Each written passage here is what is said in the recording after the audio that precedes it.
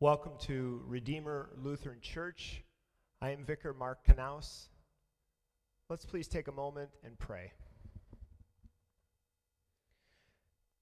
God, we thank you for all that is, for the relationships that reveal your love for creation.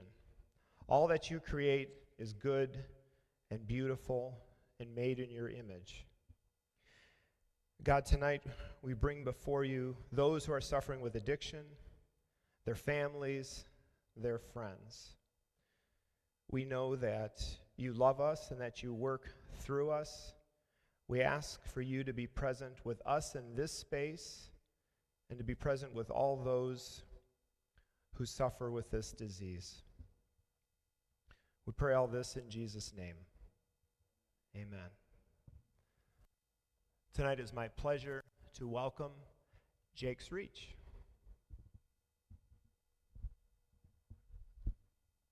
Thank you.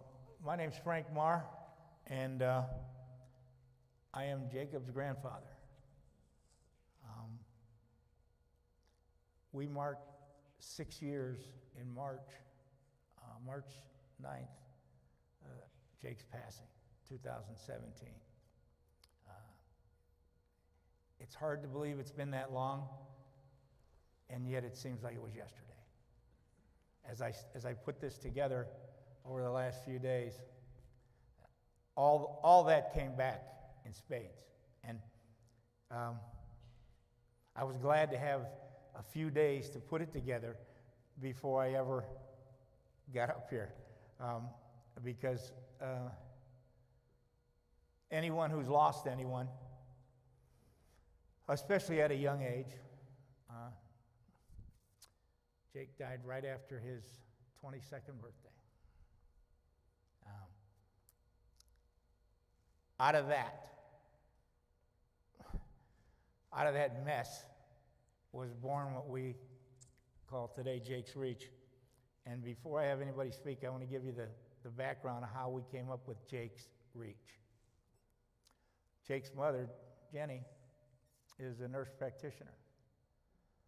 And Jake was in the hospital in Akron one time, and because he was 18 years old, she couldn't go into the room when they were caring for him. And she had another patient down the hall who one morning said to her, without even knowing her, "Don't worry. He's going to help a lot of people. We didn't know it would be this way, but he has. He's touched us all. And he's made lives simpler for an awful lot of people. And for that, we're very grateful." Would I rather have him here standing beside me talking about this? You bet I would, because he was good at it. But that's how the name came about. Because we had so many people come to his calling hours, we had to have it in the church. And I think the last number I got was like 900 came through. And Vance, who's not here, Vance was his sponsor and has been an integral part of Jake's Reach, the base for it. And I was standing beside Vance and I said, I don't know any of these kids. He said, well, there's at least 150 of them here that are either in recovery or fighting to get into recovery that were just like Jake. I said, I had no idea the epidemic was this big. So he and I got together about a week later, got a hold of Jenny, and we had to do something about this. And it started, and as we go through this, I'll show you one of the flyers from one of the first meetings that we had. We held 8 meetings that summer in the area, and the meetings were dubbed opiates. It's a family crisis. It's not just those people. Two things I want you to take away from here, if you will, today. Education and communication. They're the two most important things in this whole fight. That's the way we defeat this. Keep talking to your kids, keep talking to your cousin, keep talking to your uncle or whoever is in trouble. Keep talking to them. As long as you're talking to them, they're not using it at that moment. You may say something that'll trigger them to do what they need to do for themselves. I can't. It's not working. Today's program, we're going to have Jake's mom, Jennifer Woods. Vance, who I just mentioned, called me yesterday, and he said, I got COVID again. He said, can I still come? No. We have Paula Scaglione is going to talk to you about her family, and she will bring you some hope. And you're going to hear from Matt Burrell, who has become a very good friend. I met through Jake's Reach, and I think you're going to like what you hear from each one of those. So without any further ado, Jenny.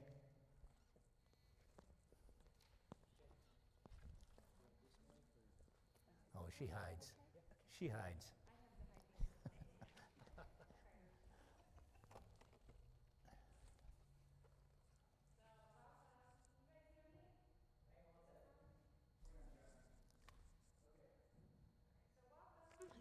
I'm glad that all of you are here today, and Megan, thank you for reaching out to us.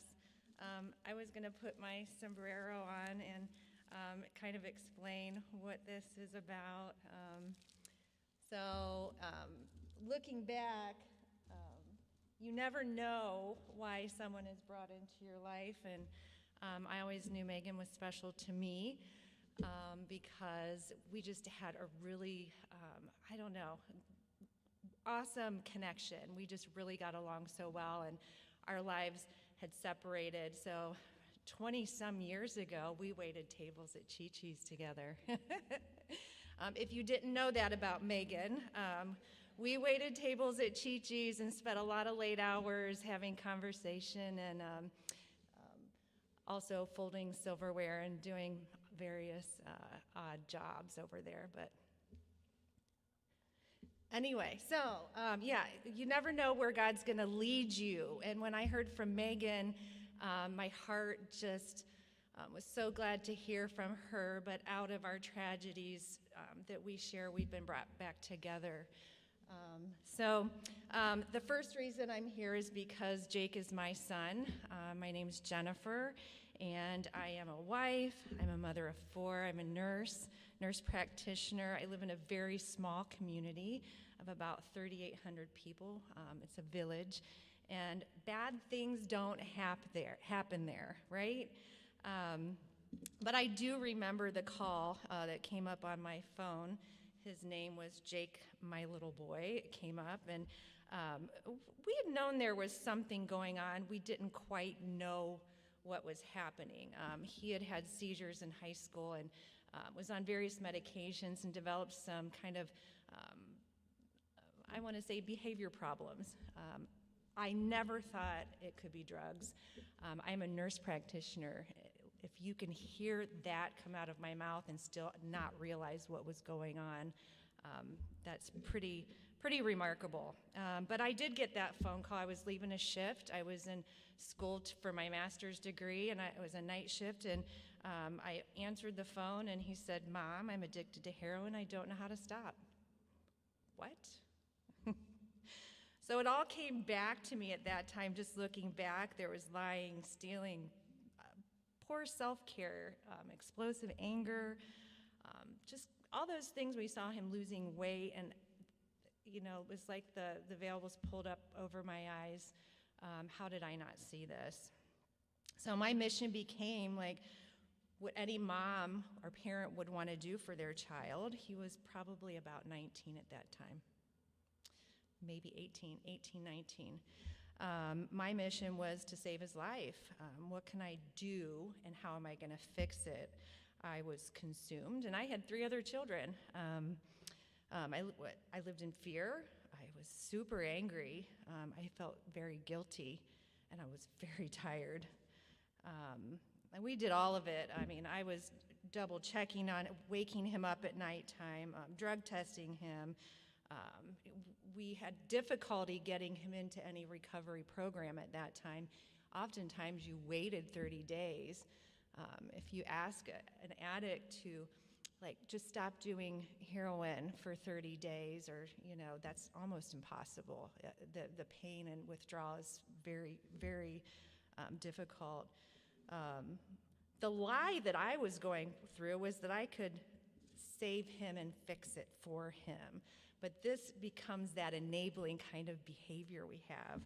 So we don't help them do drugs. That's insane. I never taught him to do that. I mean, he was a golfer. He played baseball. He was very smart. He was that normal kid. So no, I didn't teach him to do that. But we continue to enable them out of our fear of the ultimate worst thing that can happen.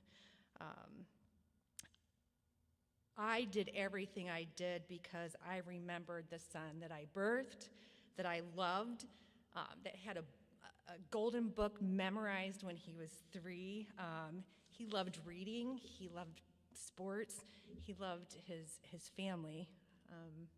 So that's why we do the things that we do. We love them, but it's not always good. He overdosed multiple times, and then some of them I didn't find out until after till later on. He would get Narcan and sent on his way without any contact to family because we know HIPAA. But if I had known, could we have done something? I don't know. We don't go back, but a lot of those things come to mind. Thankful for Narcan. There was a lot of controversy about whether that was something we should do for people or not. Was it worth it? Was it a waste of time? Well, I'm going to say it was worth it because it saved his life, and my son's life was worth it. Finally, he did go to jail, and that sounds like a happy tone in my voice, but it was. I was like, thank God, I'm going to have a good night's sleep. They're going to get him where he needs to be. So the courts helped Jake have about a whole year of sobriety. They gave him a fighting chance to have a sober mind so he could think clearly for himself again and make the decision on his own to be sober. If we had not gotten him to IBH, and if it weren't for the court, we would have been waiting for detox for a long time. His recovery began when he believed he was powerless, and I saw that happen in him, that he had to give his life to somebody else. He had to find a different will other than his own. He began to learn that he didn't have control over the drugs, and his desire to get clean had to be his priority. My recovery didn't begin until I was in addiction with him, just trying to live that life. And so at church one night, I just finally went to church, isn't that where we go? It was a Wednesday night, just kind of small group, and I was whimpering, just, praying for my son, asking for prayer. And as I said, God kind of has always been showing me where I was going to be today for many years. And this was one of the first steps. Paula, that's where Paula and I got connected because she said, I know that voice. I didn't say what was going on, but we sat down that evening and we found out that both of our sons were in addiction. And how did we not know that? I mean, we should have been talking about that a long time ago together. She then gave me a number to get connected with Vance, who isn't here tonight, but he became Jake's sponsor. And he was not only the best help for Jake, he was the best help for me because he helped me learn what I needed to do for Jake. I took him to St. Hedwig's. It was the ABCs of ABCs of sobriety, yes. And Jake was quite a mess. He didn't want to go. I was yelling at him, get up out of bed. He was not feeling well. I'm sure he was withdrawing. But he went, I know that he wanted to get help. He went from sick, homeless. Yes, he was homeless at times, and I had to let him be. He was hopeless, but he became vibrant, happy, full of hope, and then had a desire for living and helping others. My son died of an overdose on March 9th, 2017, 5 days before he completed his 1 year with the courts. We don't know why he relapsed. We will probably never know why, of course, but it was brief, and he was left in an ice bath. Narcan, CPR was administered, and they restarted his heart. Was taken to the hospital, and he was in ICU, but his brain was damaged. So we had 2 days together in that ICU, which was full of a lot of healing for people and hope for others.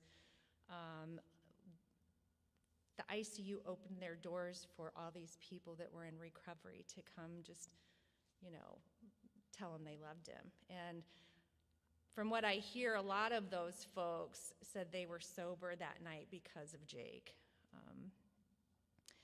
He didn't make it to donate his organs, but I felt God was just taking him in his time. It was time. For those 2 days, I really pictured there was healing and surrender, that Jake had met God in that place, and then God took him home.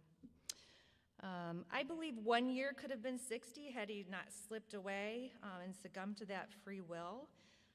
But addiction's a disease, and it's a lifelong battle. They can't just stop. We can show them, and we can give them a chance. Detox, long-term rehab, long-term sober living, and a lifetime committed to their recovery. Fred Rogers was quoted as saying, in times of disaster, look for the helpers. It is there that you will find hope. And this is more true than ever. I think we all need to be helpers in one form or another. We need to speak openly. There are others like you who have similar issues, and it's okay to love someone who's addicted to drugs. And that's probably the most important thing I learned from Jake, that I could love him anyway, and I did, and we did. It's probably the most important thing that you will ever do. I guess the hope that comes out of this story is, hindsight's 2020. God had been preparing me for this for a long time. He knew what was going to happen when he gave him to me. He knew the people that were going to be put into our lives. And that patient that told me in the hospital, whatever has happened to your son, God is going to take care of it sooner than you think, and he will use it to help thousands, and this is it. So God does what he does, and he's been bringing us all together for this purpose today, and Megan was a part of that. Matt, Scrap, Frank, I know that's why you and I became family. Paula. So watch where God's leading you. There's something you're supposed to be doing, and this is it for us. And so this is the message of hope. And the other stories you're going to hear are a different message of hope and addiction, but this is mine. And thank you for letting me speak to you today, and for hearing my story. And I hope that you find some hope in the messages that we give to you today. Thank you.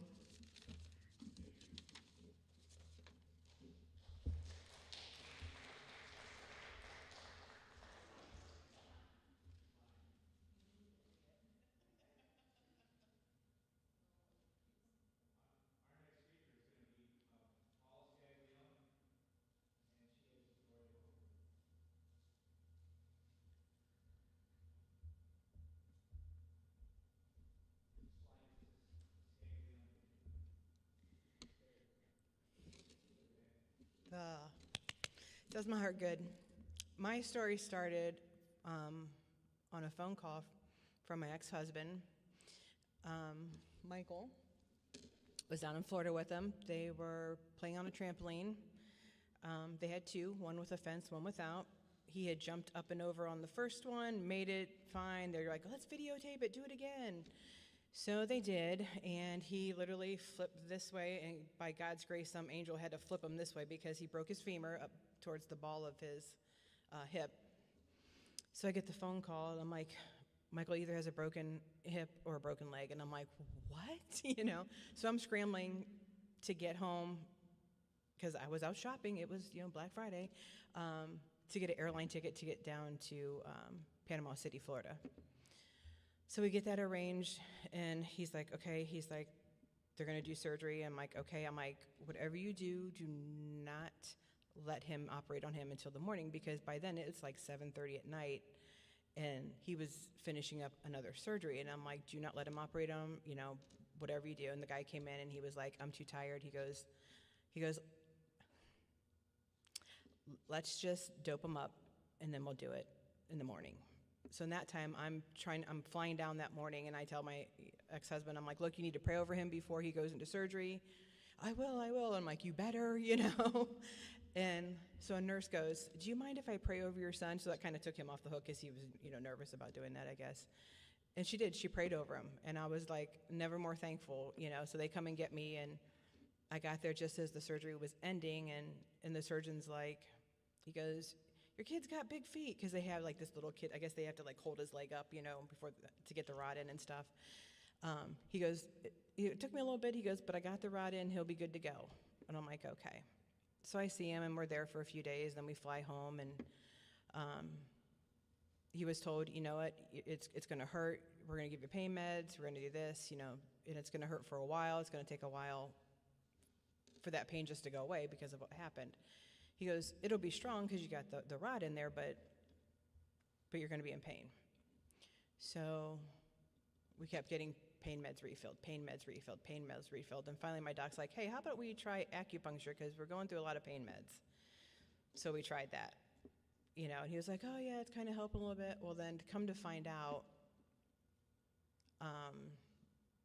he started getting them on the street because he wasn't getting them from the doctor. And we didn't know this till probably a good, year and a half. And like Jen said, there's something wrong with your kid, but you just can't quite put the figure on it because you're with them at 24/7, and you're just kind of like, something's not right with you. So I happened to had a trip planned. I went overseas, came back, and I was like, what is wrong with you? And we literally got into a face-to-face, nose-to-nose, what's going on with you? And he's like, nothing. And I'm like, you're lying. Something's going on. He's like, no. So after I got back from that trip, I had gotten diagnosed. I had a lump, and I had to get it, checked out and all this stuff. Well, in the meantime, my son had been thieving horrifically from my parents, and they hadn't said a thing about it. Change was missing here. And when I talk change, I'm thinking a little bit of change. It was big jugs of change. It wasn't just little, out of here, out of there. And he had taken a check, and he cashed it at one of the grocery stores. And my dad's like, and he's trying to tell my dad, no, Grandma did that. My mom's like, no, I didn't, And so he starts freaking out, thinking he's going to go to jail because Grandpa's going to turn him in, once they run the footage of how that check came through. And so he calls his dad and just tells him everything. I'm addicted to heroin. I'm this, that. I've been trying to get off, and I can't get off, and this, that, and the other. So he calls me. I'm like, I am at the hospital at the moment, so when I get back, I might just keep him at your house. And the whole time he's like, please just let me go get something. And I'm like, no. He's like, well, I'm going to throw up. I go, well, then throw up. I'm going to pass out. I go, lay on the grass. I go, let's go to the hospital. He's like, they're not going to do anything. I'm like, they're going to do something. So we get there, and, of course he plays the I'm suicidal card. And the lady's like, you're not going to get drugs up in psych. She goes, are you suicidal? No. So the whole time he's still trying to get just that little, that fixed. And so she calls over to ADM, and they had one boy bed left. I'm like, it's ours. I go, you gonna go? He's like, I'm gonna go. I'm like, okay. We literally went home, grabbed a toothbrush, clean underwear, a couple pairs of clothes, and we sent him on our way. And we get there, And he goes in and, they get him settled and stuff. And that's where Vance comes into my life, because Vance met up with my son, Michael. And he was his sponsor when he first came out of detox, and helped getting him into IBH. And back then, it took what seemed like forever. I was calling anybody and anybody I knew who knew somebody who could get him in sooner than 6 weeks. And by the grace of God, he got in like 3.5, which were like, oh, thank God, And so he goes through the program, and he was there 78 days. And what was nice about this program, because in my head, I'm in medical too. I work for a family practice. Like Jen said, when you're like, how did I totally miss that he's doing drugs? But you're so in front of them all the time, you know something's wrong, but you just don't know what. And my thought was, why don't you just stop taking it? Deal with the withdrawal. In my head, how bad can it be? And so we go through IBH, and the only way you can see your person who's in IBH is you have to go through, I think it was like an hour class.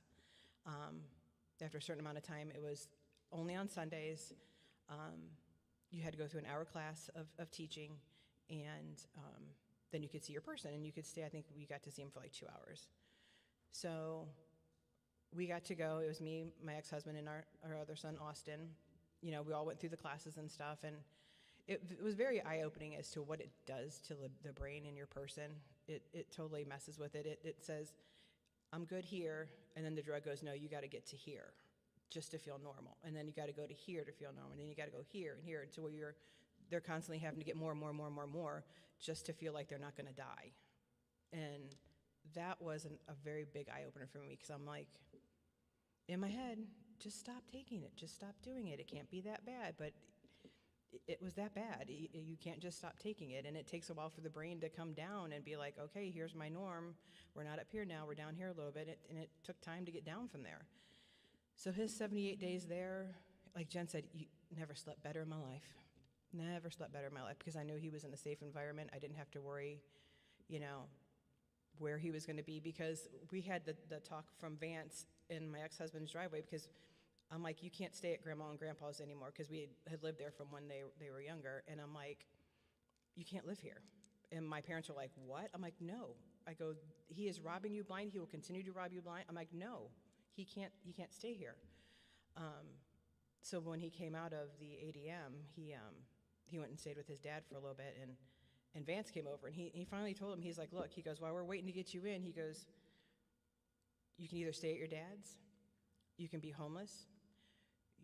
He goes, or we can go visit you at Farley. Well, Farley is a local funeral home. And on the outside, I'm like, yeah, that's what you can do. And on the inside, I'm going, oh, sweet Jesus, what are we going to do? I'm melting on the inside. It was one of the most horrific things to be like straight face and go, yeah, those are your choices. Because as a parent, you're like, Jen said, that's my little boy. That's the one I birthed, who was not supposed to go down this path, but God knew he was going to go down this path. And so he has been clean for 8 years. That's my little grandson.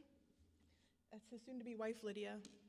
And he's thriving. He's a productive member of society. He's got a big boy job, as we like to call it. He's working with big machinery and that kind of stuff. And they do make it. They do thrive, and they do live. And like Jen said, when I heard her quiver, I'm like, oh, you don't have to tell me that quiver, because I know that quiver, because I've had it out to God I don't know how many times. I'm like, what's going on? And like Jen, I had gotten a word. I had told God I was going down to see a guy I knew who was preaching, and I was like, God, I go, at this point, I didn't know what was going on, but I knew something was wrong. And I told God, I go, if he dies today, I don't know where he's going. I need to know. If something would happen, he's going to heaven. And my friend was praying for this pastor couple, and he stopped, and he goes, I don't know who this is for. And as soon as he did, like right now, I got goosebumps all over my body. He goes, God told me to tell you, don't just settle for your son to be saved. He goes, for I have called him, and I will break off the ties that surround his life. And he said, for I have called him, and then he yelled, for I have called him, which was my clue is, God doesn't need my help with my child.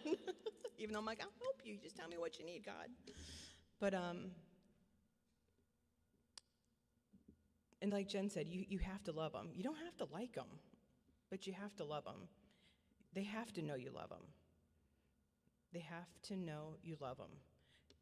And loving doesn't mean you agree with what they're doing. Loving doesn't mean that you approve of what they're doing. Loving means you love them.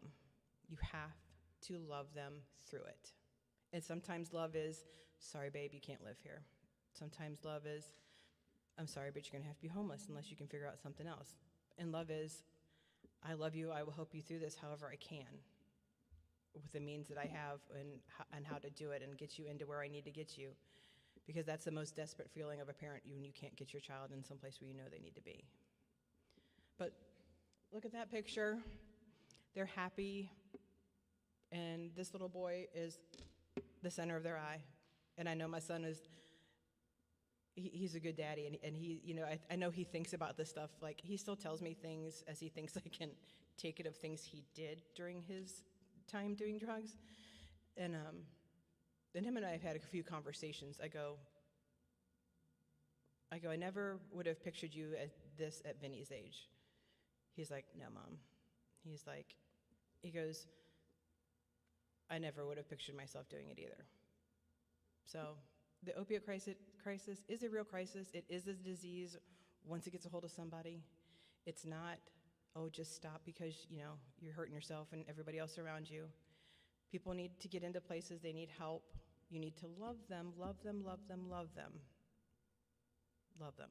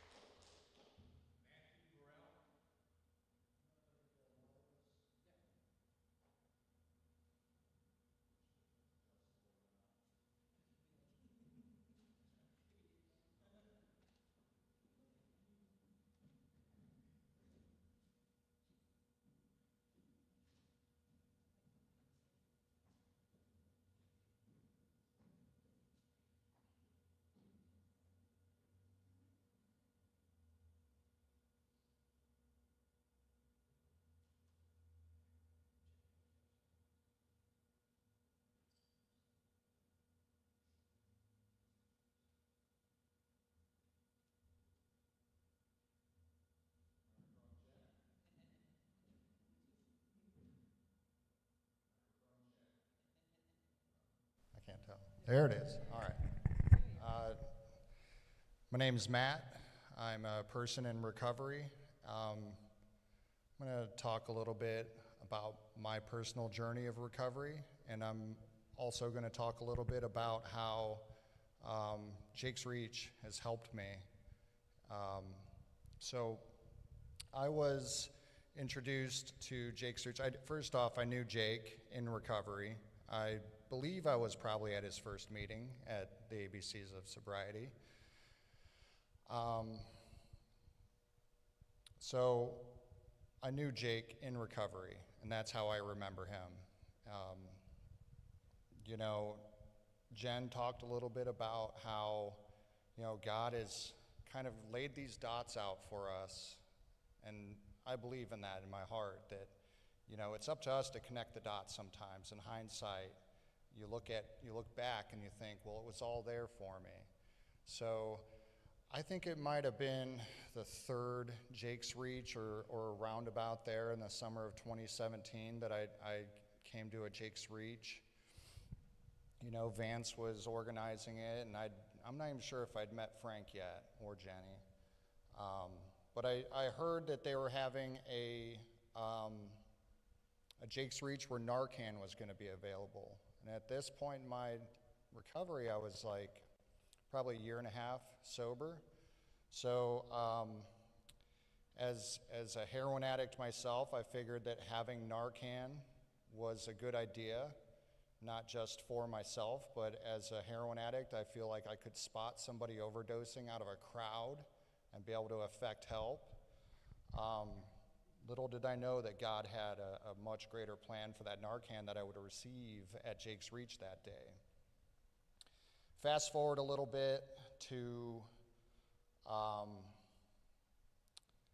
2018, right? I was dating a girl that I met in recovery, and we got pregnant. And at the time, she was on this thing, when she got pregnant, she was on this medication called Vivitrol, that when you take it, it won't allow you to feel the effects of opiates. But when you get pregnant, you have to come off of that. And so, she, little did I know at the time, but she was basically counting the days down to when she could get high again. I would put it right about that 30-day mark when it got out of her system that she was relapsed. And when I finally had the guts to call her out on it, say, I know you're getting high again. We live together. I'm a heroin addict. You can't, you can lie all you want, but it's all there. I remembered that I'd gotten that Narcan, and I pulled it out of my dresser drawer, and I laid it on the top of the dresser, and I told her, this is where the Narcan is, If you're going to be getting high, you should, know where it's at. And man, I was white-knuckling recovery at that point, I was starting to, when you're in recovery, you go from having nothing to rapidly feeling like you have everything.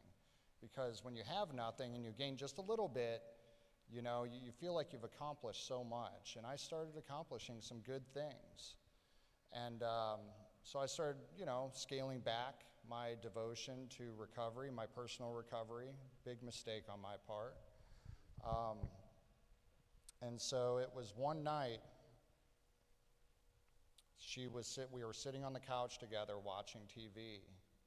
And she at least had the courtesy not to get high in front of me.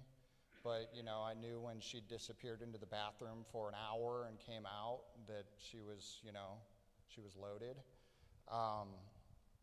And she came out and sat next to me on the couch.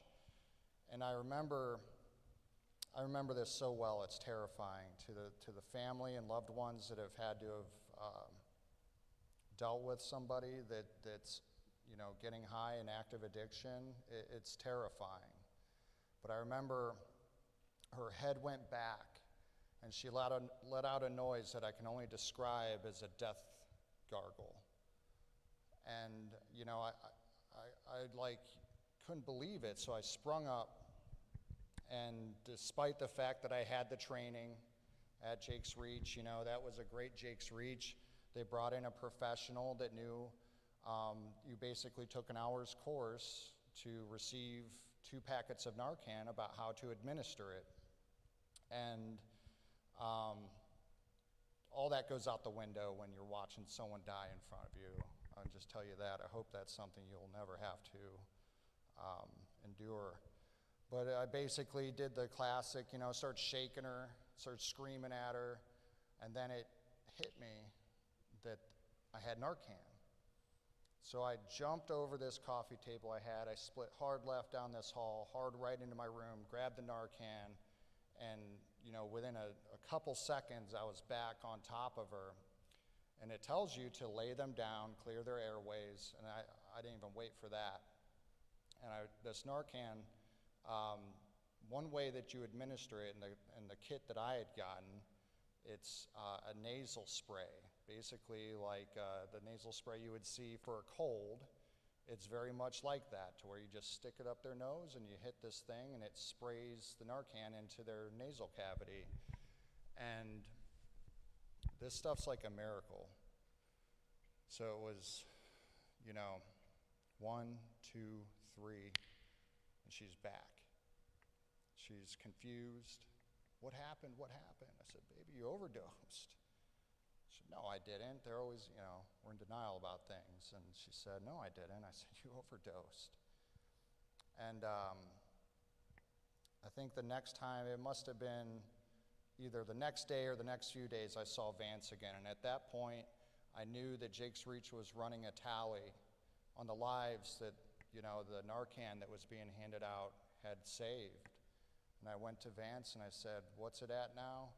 He said, "It's 28. I said, "Well, now you can call it 29 and a half."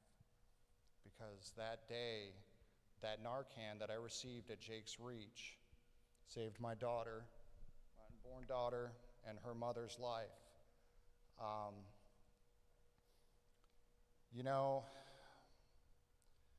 In recovery, we say that, alcohol, heroin, it was never my problem. It was never my problem. It was always my solution to my problems. And I didn't have my solution, but boy, I had a lot of problems. So I remembered what heroin did for me, not what it did to me. And all my problems are mounting. I've got an active heroin user living with me that's pregnant. I've never been a father. I've got a very high-stress job. I just bought a house. And at that point, it made sense to me just to get high again rather than deal with my problems like, what we call normal people do. And I relapsed. That relapse lasted about a year and a half. And during that time, our daughter was born with neonatal abstinence syndrome, which is basically when a child is born. I don't know if you can say she was born addicted to opiates, but she was born dependent on opiates. So when she was born, her first experience in life was having to go through severe withdrawal and be tapered off. And the beautiful people at Akron Children's Hospital, I think they're just angels, man.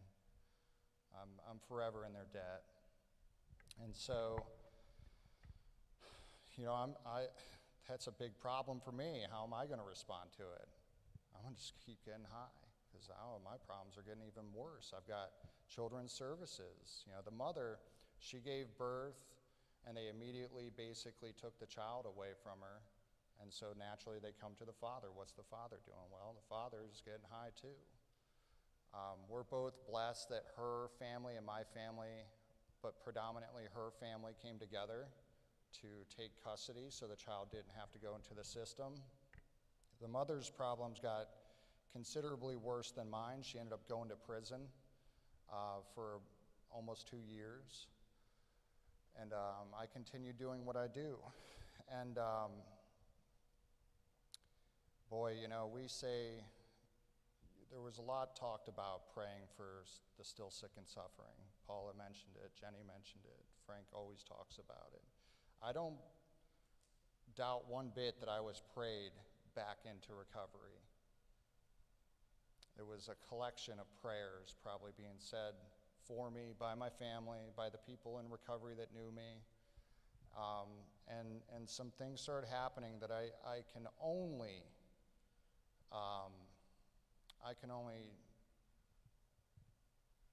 attribute it to a power greater than myself. Some miracles started happening for me.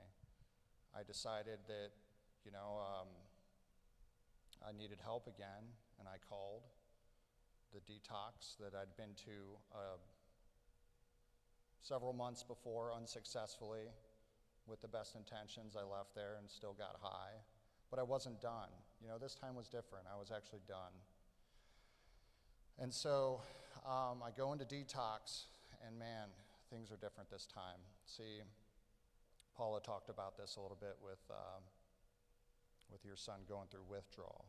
Now, I've never stopped doing heroin and not felt like I was going to die. And I had a very, very substantial habit. I was using a lot. And I go into detox, and I know it's coming.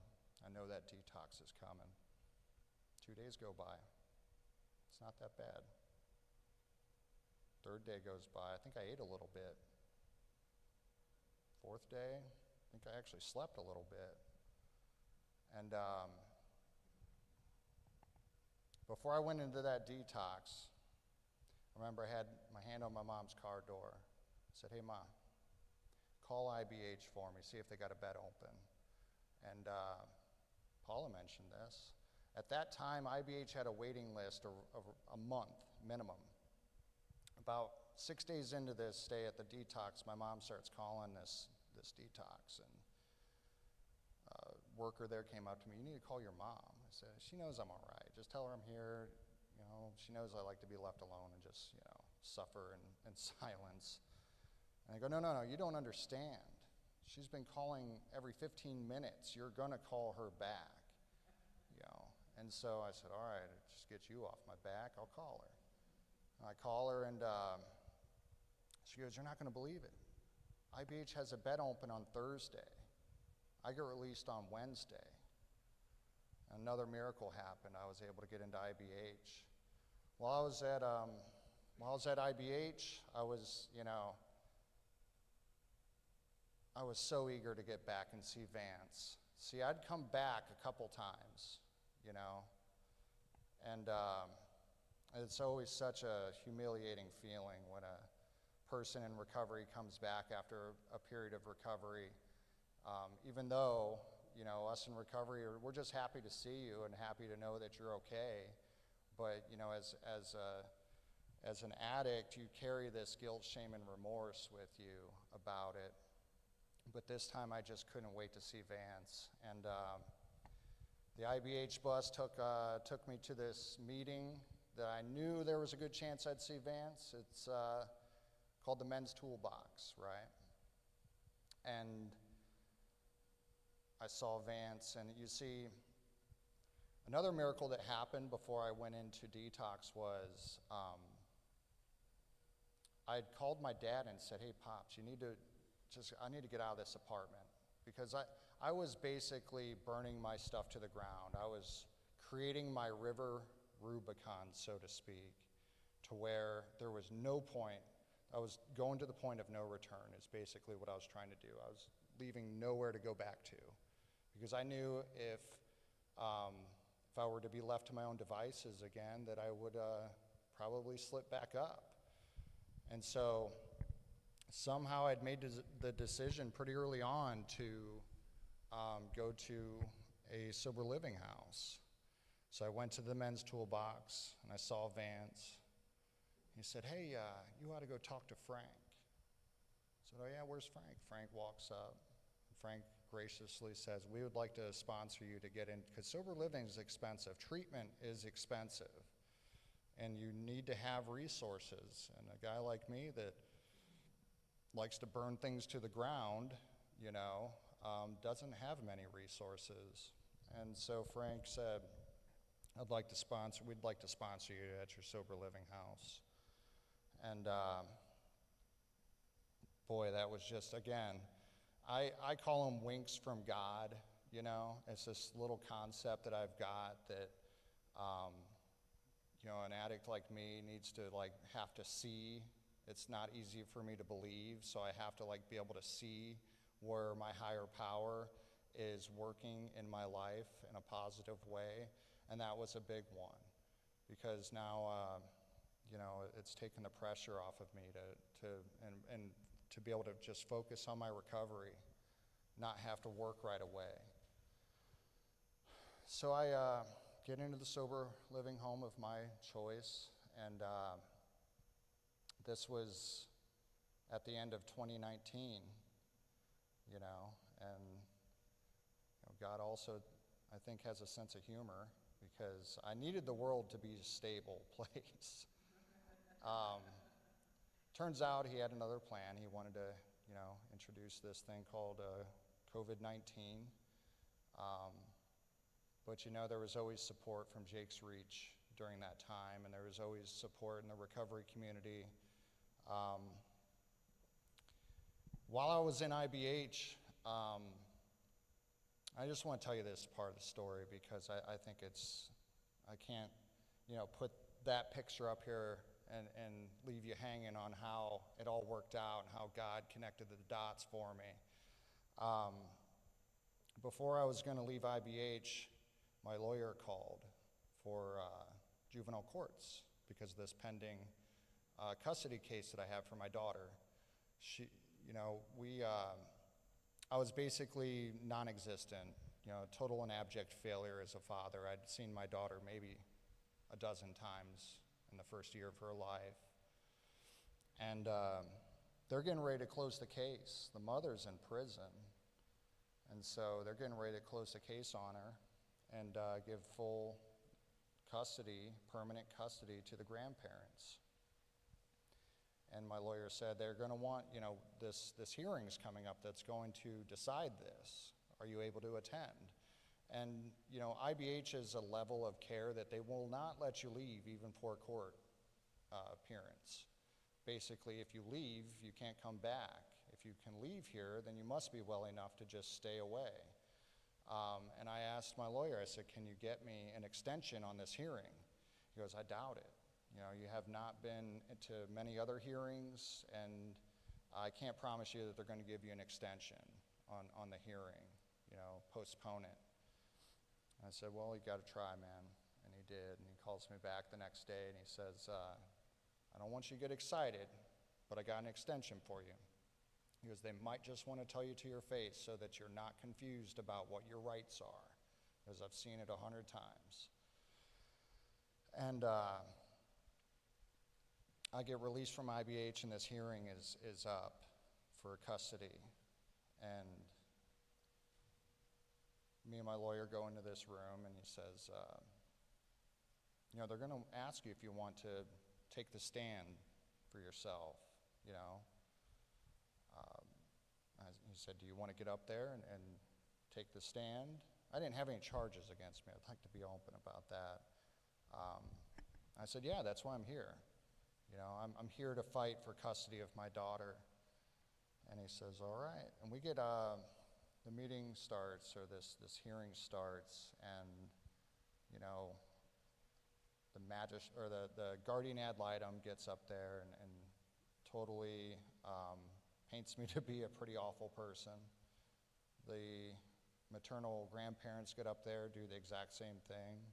The caseworker gets up there, does the exact same thing, all deservedly so. My lawyer leans over and he goes, I wouldn't get up there if I were you. It comes around, the magistrate says, does the father have anything to say? My lawyer stands up and says, no, Your Honor. And another little wink from God happened. This magistrate was visibly upset. You could see how upset she was that I wasn't going to get up there and try. And I reached over and started yanking on my lawyer's coattails, and I said, no, we talked about this. I'm going to get up there.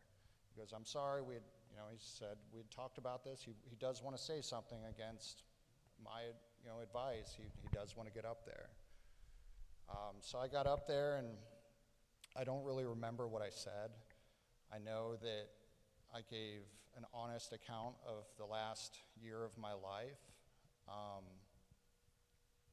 And at the end of that hearing, the magistrates decided to give me one more chance to start the case plan, which is a year-long procedure, a year-long plan that, there's certain things that you have to accomplish in that year to show that you are worthy of having custody of a child.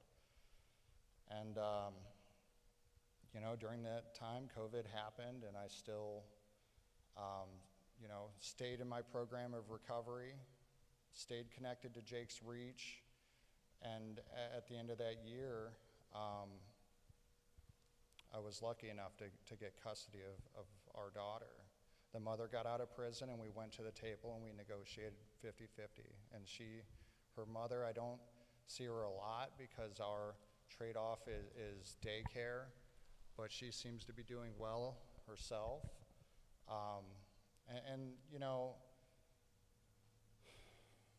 There is no way a guy like me has that opportunity without a program of recovery, without using the resources that I had available to me. There are people that are far less privileged than me that just, it's an uphill battle. Addiction is a very, very difficult thing to overcome, not just physically, mentally, emotionally, financially. It really does take a tribe. And I really hope that, you know, hearing from Jake's Reach today might inspire some of you people and people in your community to help, you know, get involved with the recovery community. It's a great community. There's people that need help, and a lot of the recovery that we do is spiritual based. That's my program of recovery. You know, it's a 12-step program, and part of that is finding a power greater than yourself. Now, I come into sanctuaries like this, and it's clear to me that there is a power greater than myself. I see good people here today, and it's clear to me that there's a power greater than myself. It's these winks from God that I'm talking about. Frank, thank you for asking me to speak today.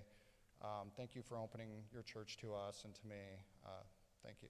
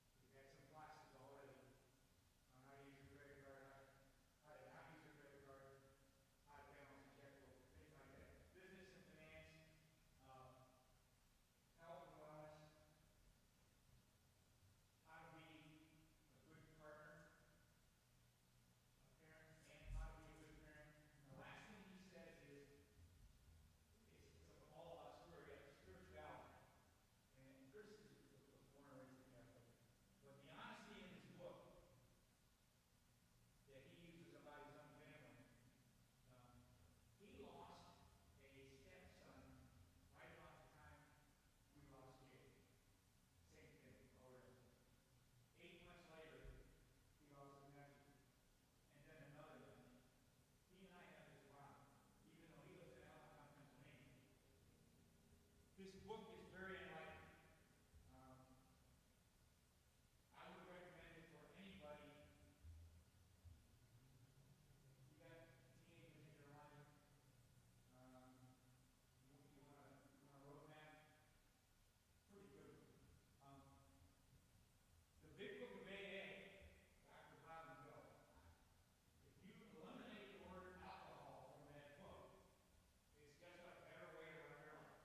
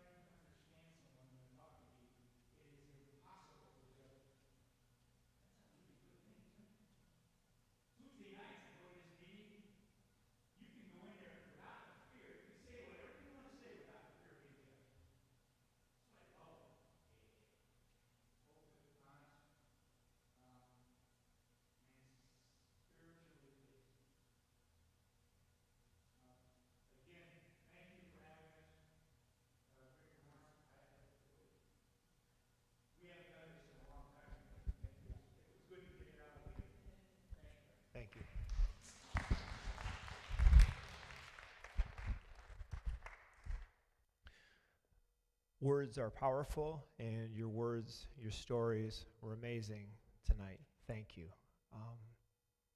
These are stories we need to hear, and we need to hear again and again and again, because it's going to touch people tonight, and will touch people forever. Please pray with me. God, in you we have hope. You are the author of love. It is in love that you send us Jesus so that we might know how to be in relationship with each other, so that we might know how to love each other. You sent Jesus so we might be forgiven. And he's the good shepherd. Through him we are forgiven, and we are able to forgive others. We're able to be in relationship with others. We're able to forgive. We're able to love. We ask that in all our difficulties, our personal ones and our relationships, that you be in that space with us, so that again and again we can forgive and love at an unending rate in the same way that you do for us. Jesus, you are the good shepherd. If one sheep is lost, you leave the fold and find them. Help us to do the same. In Jesus' name we pray. Amen. Thank you to Jake's Reach for coming out tonight. Please give them a hand.